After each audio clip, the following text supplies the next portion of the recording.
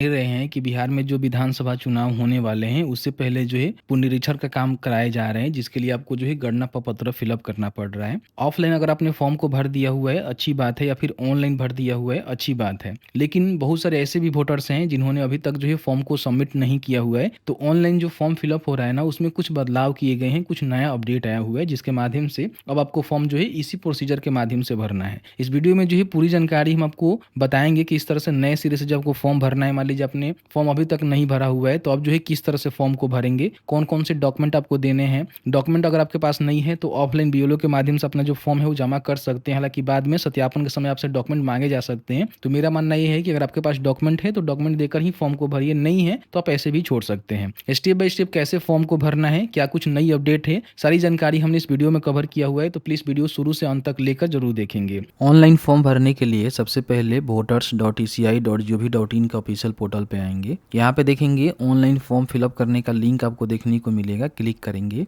यहाँ पे अभी तक आपने साइन अप नहीं किया हुआ है तो सबसे पहले जो है साइन अप के बटन पे क्लिक करेंगे। यहाँ पे एक अपना मोबाइल नंबर डालेंगे। अगर आपके पास ईमेल आईडी है तो मेल आईडी भी डाल सकते हैं। अगर आपके पास मेल आईडी नहीं है तो छोड़ देंगे, ऑप्शनल है। कैप्चा को फिल करेंगे, कंटिन्यू के बटन पर क्लिक करेंगे। यहाँ पे अपना नाम, ठीक है, और यहाँ पे एक पासवर्ड आपको डालनी होगी, जो पासवर्ड से आप लॉगिन कर पाएंगे। क्योंकि देखिए इस पोर्टल पे जो है कई सारे काम किए जाते हैं, जैसे कि आप सभी को पता ही होनी चाहिए। वोटर लिस्ट में नाम जोड़ना हो, डिलीट करना हो, करेक्शन करना हो, डाउनलोड करना हो, सारे काम कर सकते हैं। तो अगर एक बार यूजर आईडी यहाँ पे बना लेते हैं तो वो भी आप काम कर पाएंगे, ठीक है। तो पासवर्ड क्रिएट करने के बाद यहाँ पे आपके जो नंबर है, मेल आईडी है, वहाँ पे ओटीपी भी जाएगा। ओटीपी के थ्रू यहाँ पे वेरीफाई करके अपना जो अकाउंट है ना वो क्रिएट कर लेना है, ठीक है। अब जैसे ही अकाउंट क्रिएट कर लेंगे तो अब यहाँ पे आपको फिर से यहाँ पे क्लिक करना है। यहाँ पे जो भी अपने मोबाइल नंबर दिया हुआ है अकाउंट बनाते समय, उस मोबाइल नंबर को डालेंगे, इस कैप्चा को फिल करेंगे, रिक्वेस्ट ओटीपी के बटन पे क्लिक करेंगे। आपके नंबर पे ओटीपी गया हुआ है, ओटीपी को डालेंगे, वेरीफाई एंड लॉगिन के बटन पे क्लिक करेंगे तो आप यहाँ पे लॉगिन हो जाएंगे, ठीक है। लॉगिन हो जाने के बाद आपके घर में जितने भी फैमिली मेंबर हैं, अगर सबका फॉर्म भरना चाहते हैं तो यहाँ पे जो भी उनका वोटर मतलब नंबर होता है, ईपिक नंबर का जो है वोटर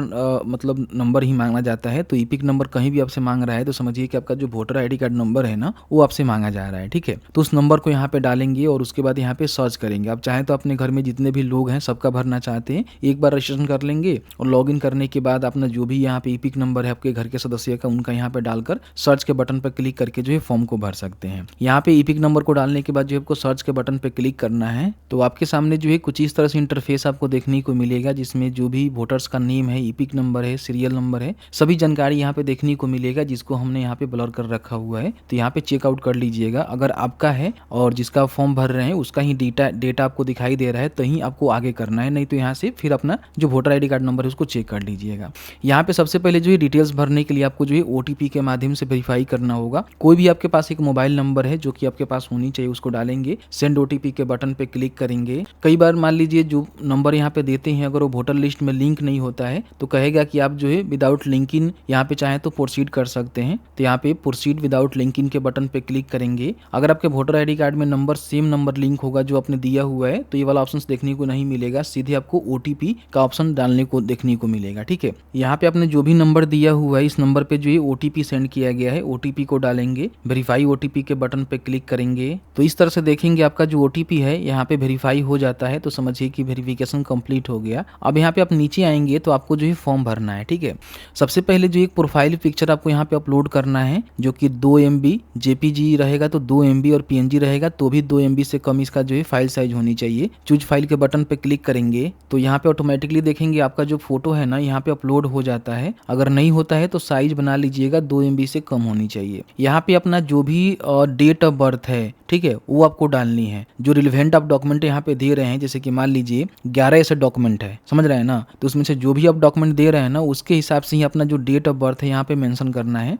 यहाँ पे अगर आपके पास आधार नंबर है तो यहाँ पे जरूर डाल देंगे, नहीं है तो छोड़ भी सकते हैं, ऑप्शनल ही रह सकता है, तो देख लीजिए। अगर आपके पास है तो जरूर दे दीजिएगा। बाकी यहाँ पे अपने जो भी फादर का नेम, अगर आपके फादर नहीं है तो गार्जियन का नेम यहाँ पे देंगे। उनका जो ईपिक नंबर है वो लिखेंगे, ईपिक नंबर नहीं है तो छोड़ सकते हैं। यहाँ पे मदर का नेम और मदर का अगर ईपिक नंबर है यानी कि वोटर नंबर है तो दे सकते हैं, नहीं तो छोड़ देंगे। अगर आप शादीशुदे हैं तो अपने जीवन साथी का, जैसे कि मान लीजिए आप मेल हैं तो अपने जीवन साथी का जो फीमेल का है उनका जानकारी देंगे, और मान लीजिए आप फीमेल हैं तो अपने हस्बैंड का यहाँ पे जानकारी देंगे, ठीक है। और उनका अगर ईपिक नंबर है, वोटर आईडी कार्ड नंबर है तो भी यहाँ पे मेंशन कर देंगे, नहीं है तो इसको छोड़ सकते हैं। यहाँ पे अपना जो प्लेस है वो लिखना है कि कहाँ से जो है फॉर्म को भर रहे हैं। है, आप चाहें तो इसको छोड़ भी सकते हैं। यहाँ पे देखेंगे तो आपको जो है ब्लैक और ब्लू इंक से व्हाइट पेपर पे जो है सिग्नेचर करके यहाँ पे अपलोड करना है। अगर कोई सिग्नेचर नहीं करता है तो उसका ठेपा लेकर वहाँ पे लिख दीजिएगा कि हाँ भाई ये अपना ठेपा वगैरह दिया हुआ है, और उसको यहाँ पे अपलोड कर देंगे, जो कि 50 KB से लेकर जो है 200 KB के बीच में PNG JPG फॉर्मेट में होनी चाहिए। तो आप इसको चूज फाइल के बटन पे क्लिक करके अपलोड कर सकते हैं। उसके बाद नेक्स्ट के बटन पे क्लिक करेंगे। यहाँ पे अपना जो भी डिटेल्स है आपने फिल आउट कर लिया हुआ है। अब यहाँ पे आपको जो है डिक्लेरेशन देकर जो है डॉक्यूमेंट यहाँ पे सबमिट करना होगा। यहाँ पे देखेंगे तो एक जो है आपको बटन यहाँ पे देखने को मिल रहा है कि अगर आपका 1/1/2003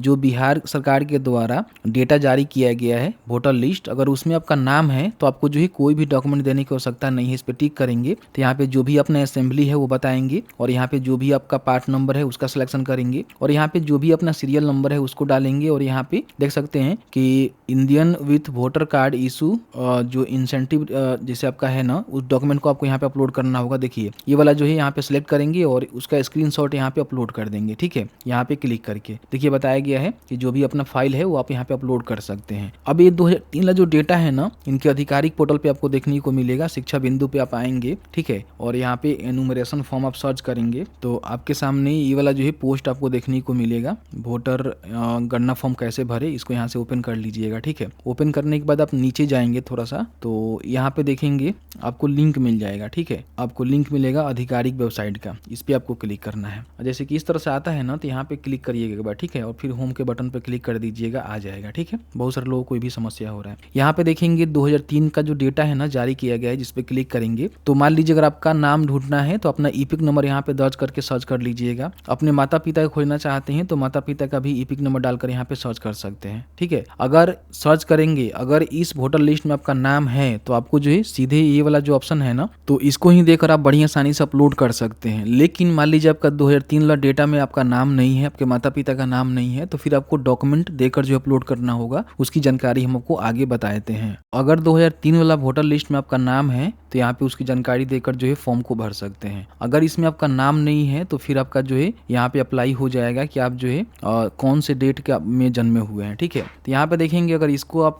टिक करेंगे तो ये जो है अनटिक हो जाएगा। ठीक है, तो यहाँ पे देखेंगे मान लीजिए अगर आपका जन्म जो है 1987 से पहले हुआ है तो यहाँ पे केवल अपना एक डॉक्यूमेंट देंगे, कोई एक डॉक्यूमेंट आप यहाँ पे दे सकते हैं। यहाँ पे देखेंगे बहुत सारे डॉक्यूमेंट है, किसी एक डॉक्यूमेंट का जो है सिलेक्शन करके उसको यहाँ पे अपलोड कर देंगे। लेकिन अगर आपका 1987 से लेकर 2004 के बीच वाले हैं तो इसका सिलेक्शन करेंगे, यहाँ पे अपना एक डॉक्यूमेंट देंगे और अपने माता पिता में किसी एक का जो है सिलेक्शन करके उसका एक डॉक्यूमेंट इसमें से कोई सिलेक्ट करके देना होगा। अगर उनका 2003 वाला डेटा में नाम है तो उनका वही लगा सकते हैं, अलग से आपको डॉक्यूमेंट नहीं देना होगा। लेकिन नहीं है तो यहाँ पे फिर आपको एक डॉक्यूमेंट देना होगा अपने माता पिता में से किसी एक का। अगर आपका जन्म जो है 2/12/2004 के बाद का हुआ है तो इसका सिलेक्शन करेंगे, तो इसमें देखेंगे तो अपना तो डॉक्यूमेंट एक देना ही देना है, देख रहे हैं ना, देना ही देना है। उसके साथ ही साथ अपने माता पिता अगर इंडियंस हैं दोनों, तो यहाँ पे अगर टिक करेंगे तो दोनों का जो है डॉक्यूमेंट आपको देना पड़ेगा। यहाँ पे देखेंगे तो फादर का और यहाँ पे मदर का। अगर 2003 वाला डेटा में उनका नेम है तो वो लगा सकते हैं, दोनों का देखेंगे लिस्ट में आपको देखने को मिलेगा। नहीं है तो इसमें से कोई एक डॉक्यूमेंट उनका देना होगा, तब यहाँ फॉर्म को आप सबमिट कर सकते हैं। समझ रहे हैं ना, तो इसमें 3 कंडीशन है, तीनों कंडीशन को आप फुलफिल करते हैं तो ही आप यहाँ पे फॉर्म को भर सकते हैं। अब तीनों कंडीशन का मतलब क्या है, जैसे 1 जुलाई 1987 से पहले अगर आपका जन्म हुआ है तो समझिए कि आपके माता पिता कहीं के भी थे, कोई मतलब नहीं था, केवल आपका भारत में जन्म हो गया तो आप उस वहाँ के नागरिक हो गए, तो केवल जो है अपना ही डॉक्यूमेंट देना है इस कंडीशन में। अगर 1987 से लेकर जो है 2004 के बीच में हुआ है तो देखिए 1986 में जो एक संशोधन किया गया जिसमें कहा गया कि जो भी यहाँ पे किसी का जन्म होता है उसमें से एक माता पिता किसी एक का जो है इंडियन होना जरूरी है, तभी उसको यहाँ का नागरिकता देखने को मिलेगा। तो इस कंडीशन में क्या है कि अगर आप इस कंडीशन में जन्मे हुए हैं तो आपका जो है अपना एक डॉक्यूमेंट देना है और अपने माता पिता में से किसी एक का डॉक्यूमेंट देना है। फिर 2004 में देखेंगे तो एक नया जो है कानून बनाया गया जिसमें कहा गया कि 2004 के बाद जो भी भारत में जन्म लेंगे उनके माता पिता दोनों का जो है भारतीय होना जरूरी है, तभी जो है यहाँ पे उनको नागरिकता मिलेगा। ठीक है, तो इस कंडीशन में अगर आप आते हैं तो अपना तो डॉक्यूमेंट देंगे ही देंगे, अपने माता पिता का भी देना पड़ेगा। तो 3 कंडीशन है, जो कंडीशन आप अप्लाई हो रहा है उसके हिसाब से ही आपको यहाँ पे फॉर्म को भरना है और उसके हिसाब से ही इसका कैटेगरी का सिलेक्शन करना है और डॉक्यूमेंट अपलोड करना है। ठीक है, बाकी अगर आपका भारत से बाहर जन्म हुआ है तो इसका सिलेक्शन करेंगे, और बाकी इस प्रकार के आप रजिस्ट्रेशन सिटीजन है तो बता सकते हैं, नहीं तो इसको छोड़ सकते हैं। तो इसमें से तीनों में से कोई एक सिलेक्शन आपको करना होगा अपने जन्म के अनुसार, उसके हिसाब से आपको डॉक्यूमेंट देना है और उसके बाद यहाँ पे आपको डिक्लेरेशन देना है और फिर यहाँ पे प्रीव्यू के बटन पे क्लिक करना है। तो जैसे ही प्रीव्यू के बटन पे क्लिक करेंगे तो आपके सामने पूरा जो है प्रीव्यू सेक्शन खुल के आएगा जिसमें जानकारी को आपको चेक कर लेना है। सभी जानकारी सही होने के बाद यहाँ पे देखेंगे देखेंगे कोई बटन है, इस पे आपको क्लिक करना है। अब जैसे ही क्लिक करिएगा तो यहाँ पे देखेंगे सबमिट का जो बटन है ना इनेबल हो जाएगा, जिस पे आपको क्लिक करना है। क्लिक करेंगे तो यहाँ पे पूछेगा कि आप इसको सबमिट करना चाहते हैं, तो आपको यहाँ पे यस करना है। यस करने के बाद आपका देखेंगे तो इस तरह से जो फॉर्म है ना सबमिट हो जाता है। कभी भी इसका स्टेटस चेक करना है, देखना है कि आपका फॉर्म सबमिट हुआ है कि नहीं हुआ है, तो यहाँ पे फिर से अपना जो ईपिक नंबर है उसको यहाँ पे डालेंगे और फिर यहाँ पे सर्च के बटन पे क्लिक करेंगे तो आपके सामने कुछ इस तरह से आपका जो डिटेल्स है देखने को मिल जाएगा कि आपने जो फॉर्म को ऑलरेडी सबमिट कर दिया हुआ है यहाँ पे, ठीक है। तो इस तरह से जो है फॉर्म को सबमिट करना है। बाकी यहाँ पे देखेंगे तो फॉर्म सबमिशन जो है 25 जून से लेकर 26 जुलाई के बीच में करेंगे। 1 अगस्त को इनका जो भी ड्राफ्ट वोटर लिस्ट है वो जारी हो जाएगा। 1 अगस्त से लेकर 1 सितंबर के बीच में किसी प्रकार की कोई ऑब्जेक्शन होगा वो करेंगे और 30 सितंबर को आपका जो फाइनल वोटर लिस्ट है उसको यहाँ पे जारी कर दिया जाएगा। जैसे कि आपने देखा कि मैंने जो है पूरी जानकारी बताया किस तरह से जो नए अपडेट आई हुई है उसके अनुसार अपना जो फॉर्म है ना उसको समर्पित कर सकते हैं। फॉर्म भरने के बाद कहीं भी इसका हार्ड कॉपी जमा करने की आवश्यकता नहीं होती है। अगर आपने फॉर्म को भर दिया ऑनलाइन, आपका फॉर्म जो है सबमिट हो गया, तो समझिए कि आपका जो डेटा है इलेक्शन कमीशन ऑफ इंडिया के पास पहुंच गया, जिसके माध्यम से वेरिफिकेशन होगा और आपका जो नाम है ना वोटर लिस्ट से नहीं काटे जाएंगे। बाकी अगर आपके पास कोई भी डॉक्यूमेंट नहीं है तो मेरा मानना यह है कि आप ऑफलाइन फॉर्म ही भरिएगा बीएलओ के पास, क्योंकि बीएलओ के पास आप जाएंगे तो बिना कोई डॉक्यूमेंट के ही आपका जो फॉर्म है ना वो जमा कर ले रहे हैं, क्योंकि ऊपर से उनको आदेश मिल चुका है। तो बस आज की इस वीडियो में इतना ही। वीडियो थोड़ा सा अच्छा लगा है तो प्लीज वीडियो को लाइक जरूर करेंगे।